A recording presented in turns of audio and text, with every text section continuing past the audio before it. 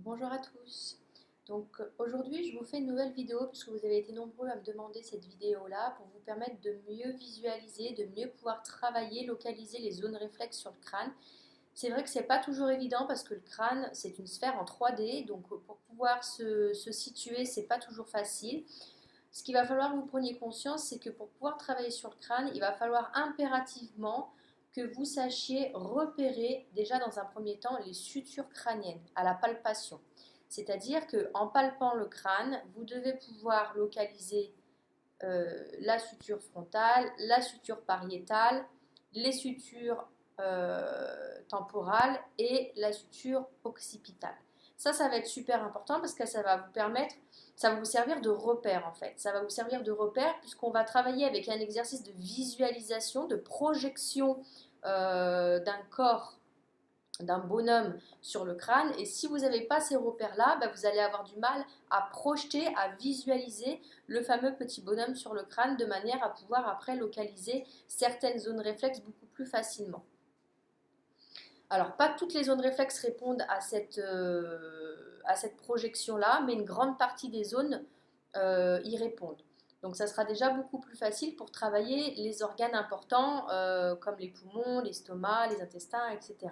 Après, on verra qu'il y a d'autres zones, malheureusement, qui ne répondent pas à la thérapie zonale sur le crâne et qui vont avoir un lien plutôt avec la trajectoire des nerfs crâniens à l'intérieur.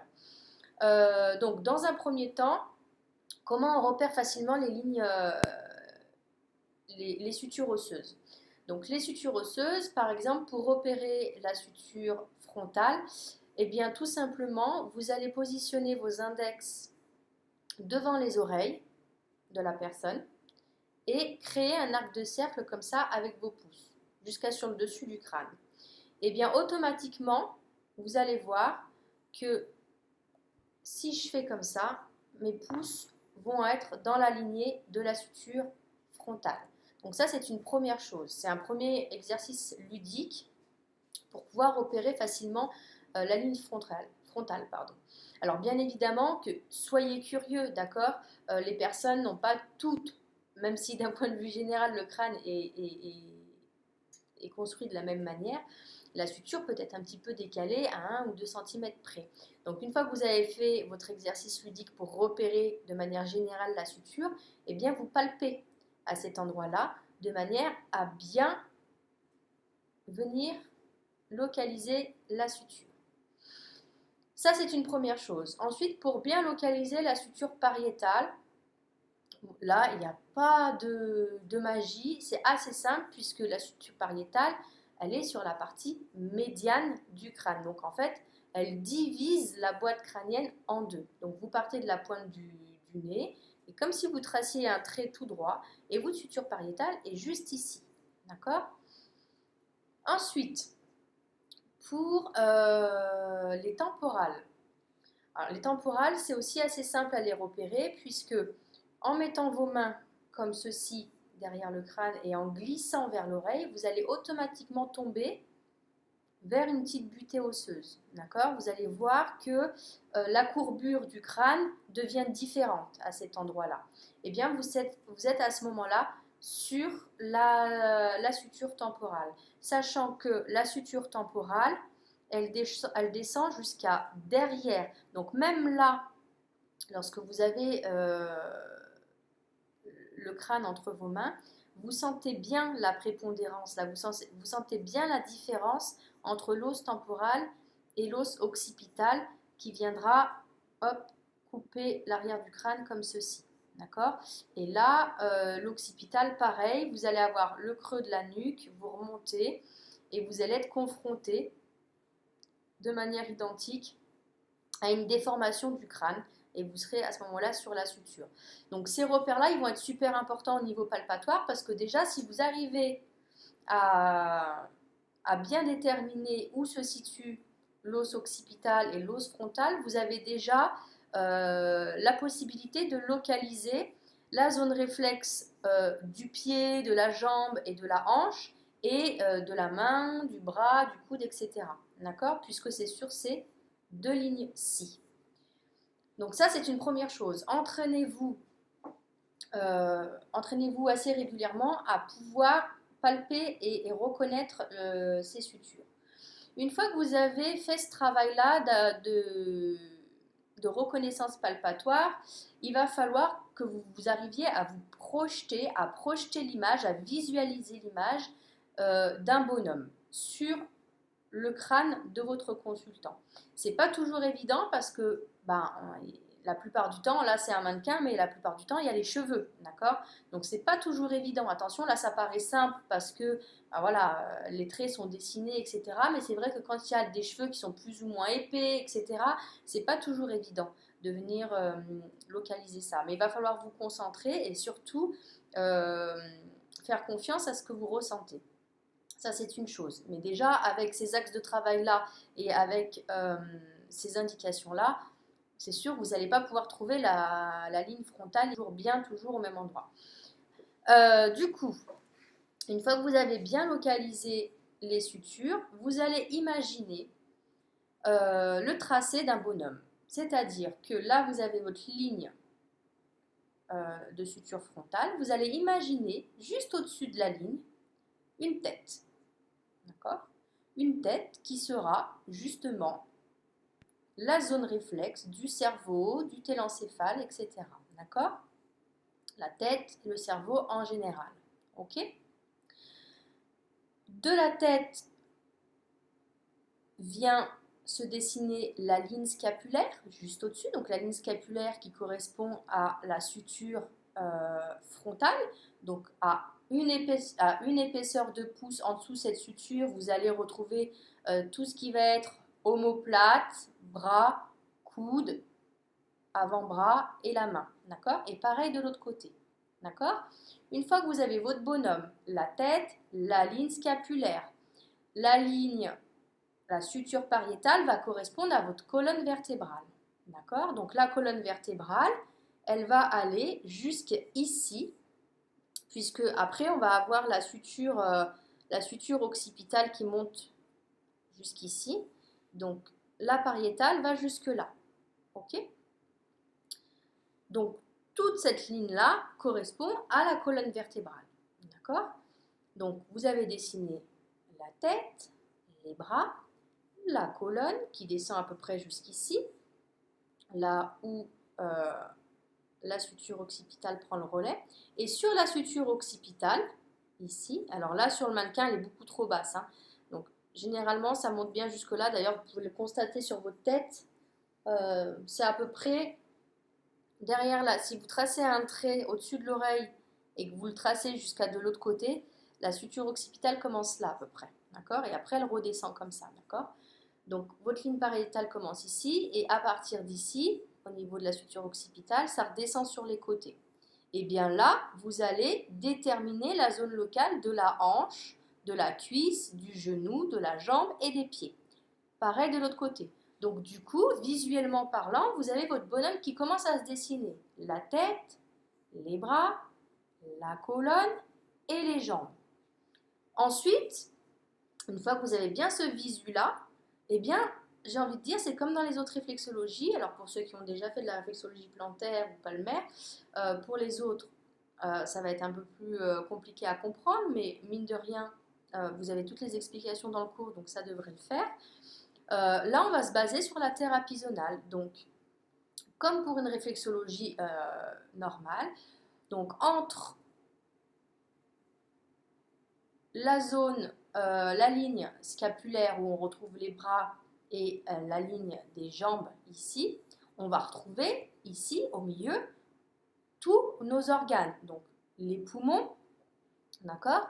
Alors bien évidemment que si vous voulez avoir une facilité à détecter et à localiser les zones réflexes, il faut impérativement que vous ayez une connaissance anatomique. Ça veut dire qu'il faut impérativement que vous sachiez où dans votre corps se situent vos poumons, votre estomac, votre foie, etc. Parce que si déjà vous ne connaissez pas d'un point de vue biologique l'emplacement physique, je veux dire l'emplacement de ces organes-là dans votre propre corps, ça va être compliqué de vous projeter. D'accord ? Donc on va retrouver effectivement les poumons, l'estomac, etc. de la même manière qu'on les retrouve dans notre corps. C'est-à-dire que sur la partie droite du crâne, on va retrouver tous les organes que l'on retrouve à droite de notre corps. Donc le foie, la vésicule, je vous dis des bêtises en plus, le foie, la vésicule, une partie de l'estomac, etc. Et puis à gauche, vous allez retrouver, pareil, le poumon gauche, une grosse partie de l'estomac, puisque 2 tiers de l'estomac se situe plus sur la partie gauche du corps. La rate, une toute petite partie du foie, puisque le foie a 2 tiers à droite et 1 tiers à gauche. Puis vous allez retrouver bien évidemment les 2 reins, etc. Donc ça déjà, si vous arrivez à visualiser la localisation de vos organes dans votre corps, ça va déjà bien vous aider. Donc, partons du principe que la tête se situe ici, que les bras se situent ici, que les jambes commencent ici. Si on trace un trait au milieu, hein, on coupe la poire en deux, on va retrouver en dessus de la ligne de taille eh bien, tout ce qui va appartenir aux organes thoraciques, au système digestif haut, et tout ce qui est en bas, au système digestif bas, etc., et aux organes reproducteurs. Donc, juste en dessous de la ligne scapulaire, on va avoir de chaque côté la ligne des poumons. Alors, c'est pareil, comment on sait si le poumon va de là à là ou de là à là? Eh bien, tout simplement parce qu'on va se baser sur la thérapie zonale. Donc, la thérapie zonale, c'est on part du principe qu'il y a 5 zones, vous l'avez dans votre cours, c'est expliqué. Donc la première ligne centrale qui est la ligne numéro 1, la deuxième ligne qui va entre la pointe du sourcil et le milieu de l'œil, c'est la deuxième zone, donc de chaque côté. Ensuite, du milieu de l'œil à la pointe du sourcil, c'est la zone numéro 3 de chaque côté. Ensuite, de la pointe du sourcil jusqu'à la suture temporale, c'est la zone numéro 4. Et tout ce qui est en dessous de la ligne temporale, c'est la zone numéro 5. Donc cette zone 1, 2, 3, 4, 5, ces zones 1, 2, 3, 4, 5, sont exactement les mêmes que sur notre corps. Notre corps est divisé en 5 zones, sachant que la zone 5 correspond généralement au niveau du corps à tout ce qui est membre inférieur et supérieur. Et tous nos organes à l'intérieur vont généralement de la zone 1 à la zone 4. Les poumons commencent à la zone 2, puisque la zone 1 correspond à la colonne vertébrale. Donc les poumons vont commencer au niveau de cette zone-là et vont s'étendre jusqu'à la zone 4. Voilà. Donc on va pouvoir travailler un poumon ici et pareil de l'autre côté, un poumon ici. Ensuite, dessous les poumons, on va venir retrouver, il y a la ligne du diaphragme bien évidemment, mais tout de suite en dessous, on va avoir le foie qui commence à droite. Donc on a 2 tiers du foie à droite qui commence à peu près au niveau de la zone 4, donc il descend jusqu'à sur le côté, d'accord? Donc il va s'étendre de là, hop, puis il va aller faire une petite pointe de l'autre côté, tac. On va retrouver la rate ici, l'estomac. Alors pancréas et estomac, comme dans le corps, ils se superposent, d'accord? Voilà, on va retrouver une partie de l'estomac ici. Ensuite, donc là, sur le dessus de la tête, on va retrouver toutes ces zones-là. Donc rate, ici, donc le foie, il y aura une petite partie de la vésicule ici, puisque la vésicule est juste dessous le foie. Pareil, c'est en 3D dans le corps. Ensuite, à partir de là, on va retrouver, là, l'estomac se termine là. Donc, on va retrouver ici le côlon ascendant, le côlon transverse, le côlon descendant. Au milieu, les intestins. Ok. Et puis, juste dessous, donc là, on arrive à la suture occipitale. Dessous la suture occipitale, donc on va retrouver le nerf sciatique. Ensuite, ici, on va retrouver la zone de la vessie, utérus, prostate, les nerfs lombaires. Et puis, juste ici, on travaillera la gorge. Alors, la gorge, ça n'a rien à voir avec la thérapie zonale, je vous expliquerai pourquoi la gorge ici après. Voilà, donc après tout est logique, puisque la vessie est ici, l'urtère remonte, les reins vont se positionner ici sur les côtés, d'accord? Voilà, le duodénum va se positionner plutôt ici, puisque l'estomac se termine là et l'intestin commence ici, donc le duodénum va se positionner ici. Ensuite, vous avez des points qui ne correspondent pas à la thérapie zonale. Ça, c'est pour tout ce qui correspond à la thérapie zonale. Donc, une fois que vous avez bien visualisé ce petit bonhomme, ça sera beaucoup plus simple pour vous. D'accord? Maintenant, vous avez des points qui ne correspondent pas du tout à la thérapie zonale. On va retrouver les points des yeux ici, le point du nez ici, le point de la gorge ici, le point de la thyroïde par là, tac, le point de l'œsophage aussi par là, tac. On va retrouver le point de la mâchoire ici, le point réflexe de l'oreille ici. Alors pourquoi? Alors pourquoi? Tout simplement parce que tous ces points-là sont liés directement à des nerfs crâniens. Rappelez-vous, en début de cours, vous avez appris les 12 paires de nerfs crâniens que l'on peut trouver au niveau du cerveau. Donc vous allez avoir, par exemple, le nerf olfactif qui part du centre du cerveau et qui c'est par deux, hein, c'est toujours deux paires, ils partent comme ça. Si vous regardez votre schéma, je vous le remettrai en image superposée. Donc du coup, le nerf olfactif part comme ça, donc la zone du nez va se travailler ici, puisqu'on suit le trajet du nerf. Ensuite, pareil pour les nerfs optiques, ils partent comme ça, d'accord, pour venir desservir, pour venir innerver votre organe sensoriel des yeux. Donc on va retrouver les points des yeux ici. On va retrouver ici le point de la gorge, tout simplement parce qu'il va être en lien avec le nerf hypoglosse qui va venir, lui, innerver tout ce qui est en lien avec le pharynx, etc. etc. Là, on va venir retrouver la zone des oreilles, par exemple, l'oreille interne, tout simplement parce que le nerf auditif part de là et va jusque là. Donc, on ira travailler localement, d'accord? Et c'est pareil pour le point de la thyroïde, etc. Le point de la thyroïde, de l'œsophage qui est par là, ils sont en lien avec les nerfs directement, avec les nerfs crâniens directement. Donc voilà pour le travail sur les zones réflexes. Rappelez-vous que ce travail précis sur les zones réflexes, on l'utilise vraiment lorsqu'on fait de la complémentarité, c'est-à-dire lorsque vous faites une réflexologie plantaire ou palmaire et que vous voulez venir compléter votre protocole plantaire avec des zones spécifiques de la tête. D'accord ? Par contre, si vous faites un soin complet, une séance complète de réflexologie crânienne, ça sera beaucoup plus agréable pour le consultant que vous vous contentiez de réaliser la séance en fonction des zones. Parce que si vous faites en fonction des organes, ça va être très brouillon. Ça veut dire que ça ne va pas être agréable au toucher, ça ne va pas être agréable forcément à recevoir parce que vous allez travailler les poumons ici, puis après vous allez aller travailler l'estomac ici. On va plus avoir l'impression en tant que consultant qu'on vous tripote la tête plutôt qu'autre chose. Alors que si vous venez lisser zone par zone, sachant qu'en lissant zone par zone et en venant travailler en pression glissée, les petites tensions que vous repérez. Donc pour rappel, les tensions, lorsque vous avez une petite prépondérance, on va presser et tourner dans le sens inverse d'une aiguille d'une montre. Et si au contraire vous avez un petit creux, on ramène l'énergie, donc on presse et on ramène l'énergie. D'accord ? C'est pour ça que c'est bien important de travailler les zones de manière symétrique et en même temps pour bien s'apercevoir des choses qui ne sont pas similaires, des petites caractéristiques qui ne sont pas similaires au niveau du crâne. Voilà, donc ça sera beaucoup plus agréable pour la personne de recevoir un soin en le travaillant zone par zone. D'accord ?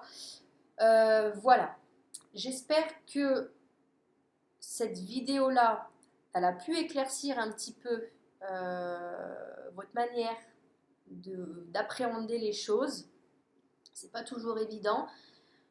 Donc, n'hésitez pas, si vous avez encore des questions, s'il y a des choses que vous ne comprenez pas, n'hésitez pas à m'envoyer vos questions, que ce soit par SMS, Messenger, WhatsApp ou sur le groupe des étudiants, de manière à ce que je puisse vous apporter une réponse et que vous ne restiez pas comme ça avec vos incompréhensions. D'accord ?